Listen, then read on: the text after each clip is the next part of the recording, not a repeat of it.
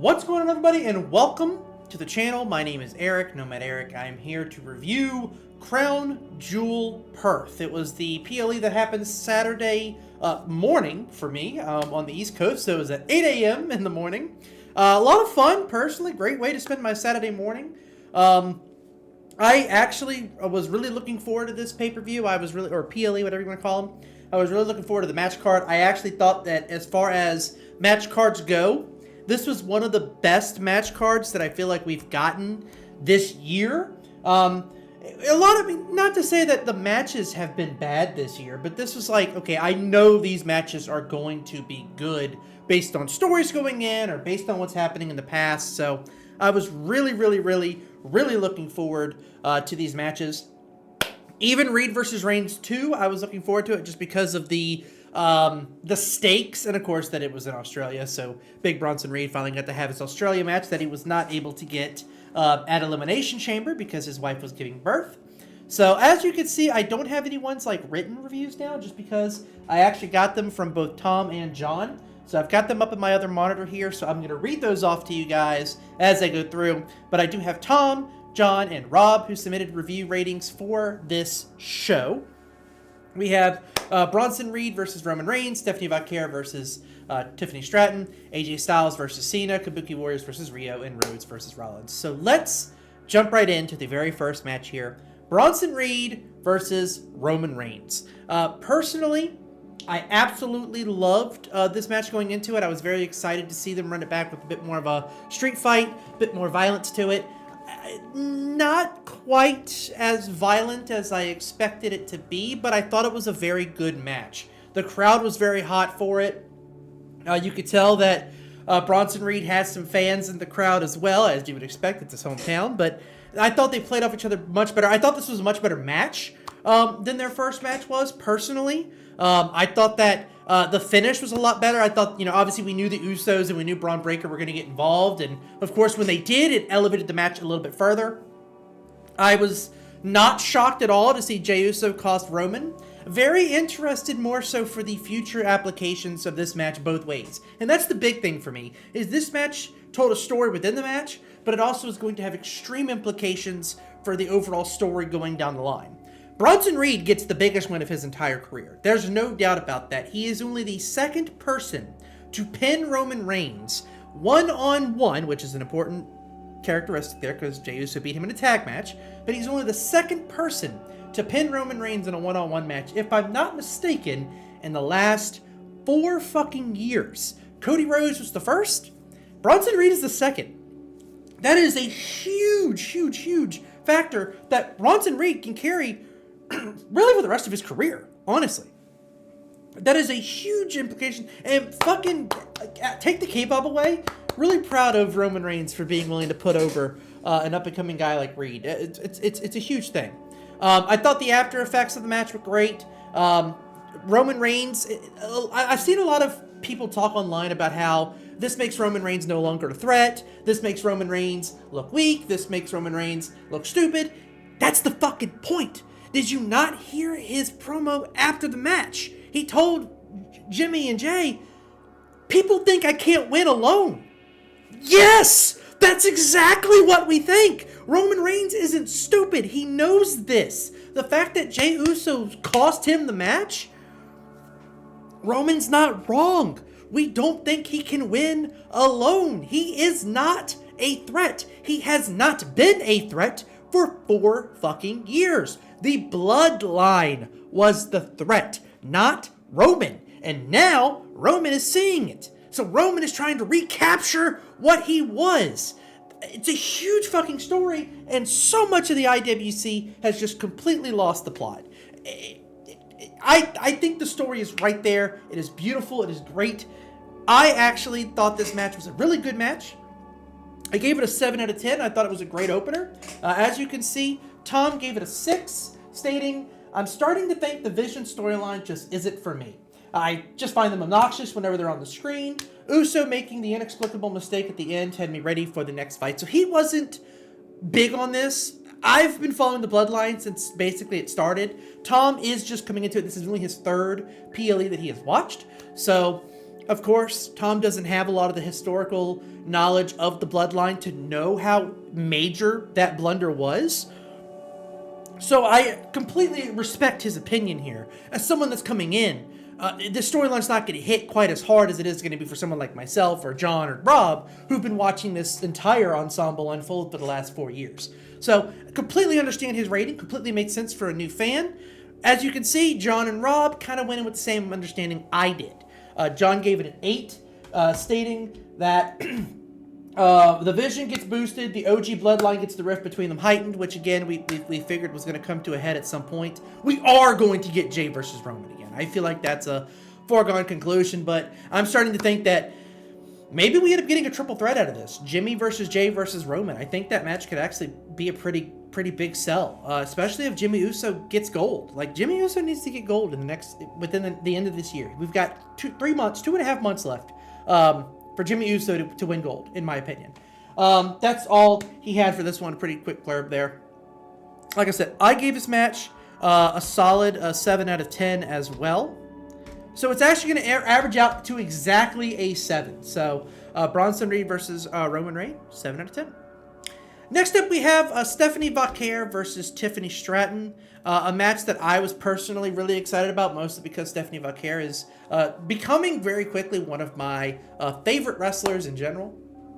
I thought this match was good, a little bit short, if I'm being honest. I was expecting it to be a little bit longer. This was the shortest match on the card, and it was like 9 minutes shorter than the second shortest match. But overall, I thought what they had to work with was excellent. I thought the chemistry between them was great. I thought both of them came out of this match looking good, even though Tiffany Stratton did lose for the first time in 2025. I think that is more so pro Vaquer than it is anti-Tiffany, if I'm being honest here. I think that it just shows that Stephanie Vaquer is someone they're trying to build up very quickly. I just hope that she doesn't overstay her welcome, because you've seen people like Gunther, you've seen people like Roman Reigns. If they stay on top too long and they don't have any story to actually give us a reason to continue to care, it's going to be hard. You saw it with Rhea. Rhea was always in the title scene, and it made it so people started to not want to see her there anymore. She needed something fresh. I'm hoping they are not fast-tracking Stephanie Vaquer right alongside them to where we no longer want to see her as champion. It is the number one way to burn someone out, is to see someone win too much. That's my personal opinion on it. I know a lot of people online disagree, but that's been my opinion on it. I loved Gunther until he always fucking won. I loved Roman until he always fucking won. So it will get to a point. Rhea, never had that issue with Rhea. But I can see myself getting to that point. So anyway, that's where I feel about that as a whole. I thought the match was great. I thought the Alabama Slam, as I think John ends up putting it in his review here, that Alabama Slam was fucking amazing by Tiffany. I honestly think she should just make that part of her finishing combination. Anyway, I gave this match an 8. As you can tell, Tom gave that match a 9, saying, best women's match I've seen since I started watching WWE, becoming a big fan of Vaquer. So again, it's doing what it's supposed to do as far as building a new star, especially for someone new like Tom is. And again, I did show him Evolution, but this is the best women's match he's watched. Again, he's only watched for about 3 months now. John gave the match an 8 out of 10, stating that the match needed more time, but all I gotta say is Alabama Slamma. Yeah, I figured that was the big thing for him. So he gave his match a 9, or an 8 rather, and then Rob gave his match a 9 as well. So with all of that being said, it's gonna actually end up coming up to an 8.5. So this match is going to get bumped up to a 9 because I don't have 0.5s in here and we round up. So it's gonna go up to that 9. You could say this is probably the best 8.5 match, in my opinion, that you probably could have come up with. But again, I don't have 0.5s. We're going to round up. It'll be that 9 range. So good spot for it. Next match is a match that I was both shocked and not shocked at all by. And that's AJ Styles versus John Cena. Because I knew these two were going to tear the fucking house down. But I didn't know to what level the two were going to tear the house down. Here's the funny thing. This match was, the first half of this match was just good wrestling. The second half of this match was a love note to wrestling, as has been kind of coined by a lot of people. The tributes that they did to the superstars of the past, TNA Legends by AJ Styles, WWE Legends by John Cena, also big reference to themselves. Their best match, in my opinion, was that Royal Rumble match where they never left the ring. They never left the ring, and this match either. So it was a nice little callback to that Royal Rumble match between these two all back then. I loved the note that Cena gave for the special introduction. I legit don't think AJ Styles knew that was going to happen. Just absolutely huge respect to two legends. One that's ending his career in four matches, like four appearances. One of which I might actually end up going to. And then, of course, AJ Styles has said that he is going to retire at the end of 2026, or in 2026 sometime. So we're on the last year of AJ Styles' career as well. So I am very happy these two got to go, and I'm very glad that the match also cooked. Tom gave this match a 10, hyped matchup, but then they both started pulling up moves in the history of wrestling and elevated the God status. Hearing the crowd audibly react to Cena, positioning for Undertaker's tombstone was amazing. The fact that he hit that tombstone so well, chef's kiss. I could go into so many details about all the references they made, but by this point you guys know it, and if you haven't known it, you will see it a million times. So I don't have the list pulled up, but I know they did Randy Orton, they did Charles Anderson from TNA, they did a couple of the TNA stars that I'm not super familiar with. I know they did Samoa Joe, they did Shawn Michaels, but also there was another TNA wrestler that also tuned up the band that he was probably referencing more so, but be honest, I don't know who that is. So, sure, that's who he was technically referencing, but it appeared Shawn Michaels-esque to me. Maybe it was to both. I don't know. But anyway, yeah, we all gave us a 10 out of 10 across the board. John did say that this is an A+ and his new favorite for Match of the Year. The Cena retirement tour has finally become what it should have been, an absolute bangers. The Sister Abigail moment brought tears to my eyes, and he is 100% right. He hit that Sister Abigail.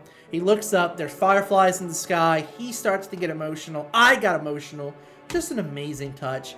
Yeah, there's no way we're not putting this match as a 10 out of 10. It's absolutely going on the list of matches for Match of the Year. But yeah, just a beautiful, spectacular, amazing match. I loved it so much.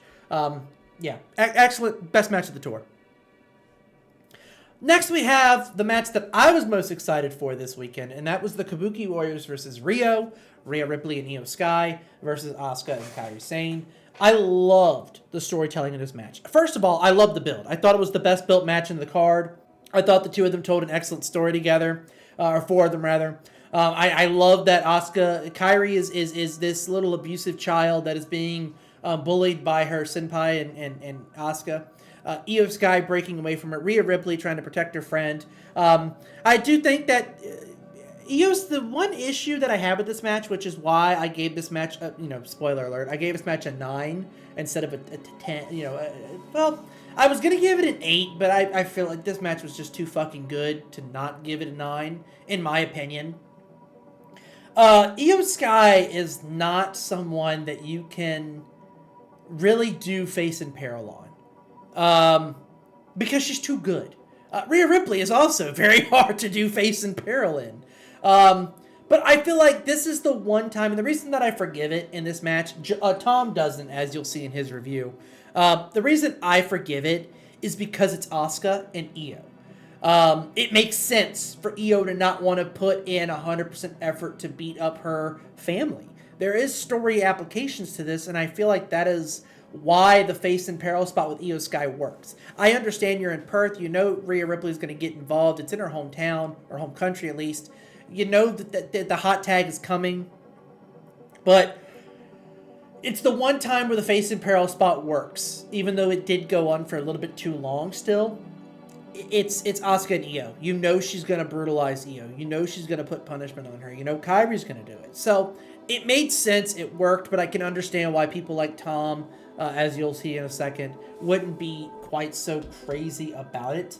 Tom gave it an 8, said, seemed dragged out at times, especially the whole bit about Rhea not being able to get in the ring. It's a PLE. We all know she's getting in the ring time. Just get on with it. good fight overall, though. So again, he feels like I do, where it's like the fight itself made up for it.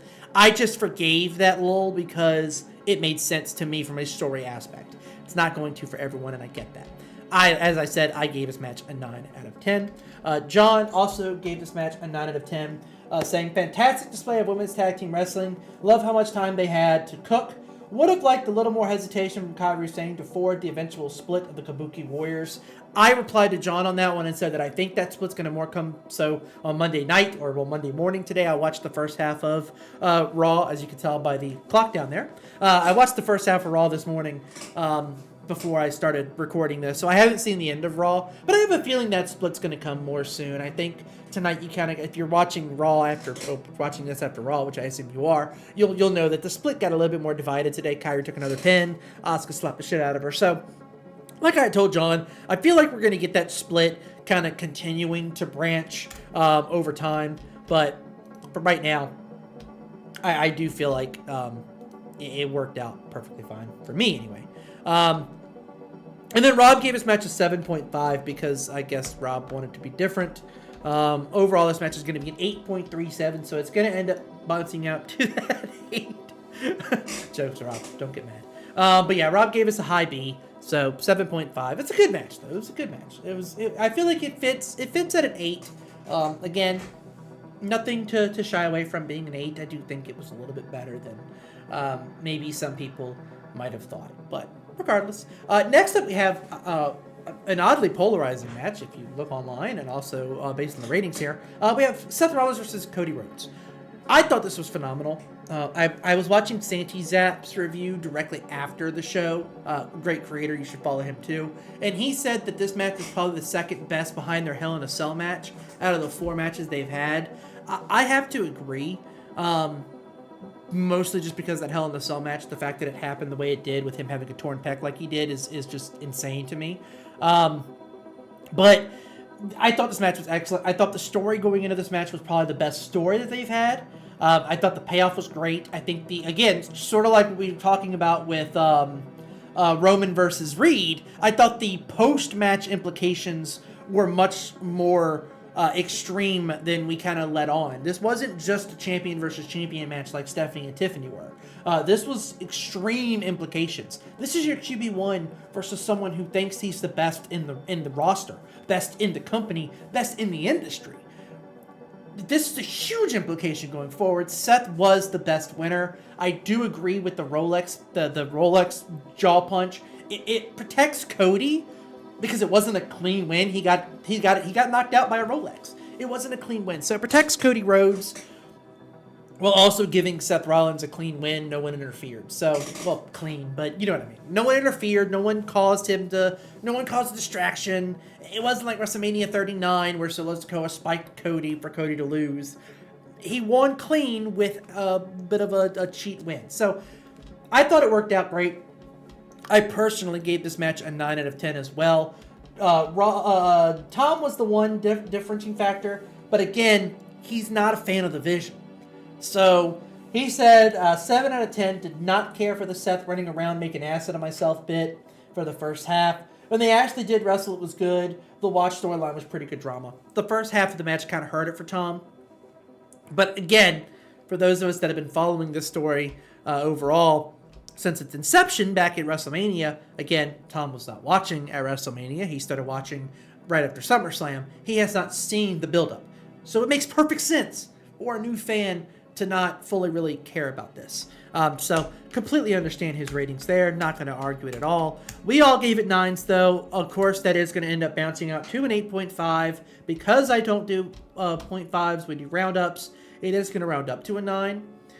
So, not that we're overruling Tom by any means. His opinions and his feelings are absolutely valid. But I do feel like, from a general consensus, a 9 would probably be good. Even with our ratings, a 9 is probably valid. But again, Tom's reasoning for a 7 makes complete sense. Completely understand it. If it's not your thing, it's not your thing. And that's the beauty of wrestling. Is there something for everyone? There's a lot of people that aren't a big fan of the Wyatt Six. Tom thinks they're the best thing that's ever happened to wrestling. So, everyone's opinions are valid, and that's the beauty of wrestling, and that's the beauty of these reviews, is you can kind of see everyone's different viewpoints on things. So that's why I do them. So yeah, overall, guys, this is the average card. 10s, 2 9s, and 8s, 7. Personally thought this was way better than WrestlePalooza. I understand the internet is always going to shit on WWE in general, so I don't expect that to change anytime soon. But overall, I thought this was a very good rebound from WrestlePalooza. There's no 4 on this card, which is always a good thing. So yeah, I'd love to hear what you guys feel about it down below. We've got technically 3 if you count the 2 Saturday Night Lives, November 1st and December 13th, but we really only have 1 more major PLE on the year, and that is going to be Survivor Series, and then we begin the build to the Royal Rumble. Well, after Survivor Series, we begin the build to John Cena's final match, but then we begin the build to the Royal Rumble. So I would love to hear what you guys think about that, and I would love to hear what you guys think about your War Games predictions. Who do you think is going to be in the match, and what do you think about the card today? Leave a comment down below. Thank you guys so much, and I will see you all next time.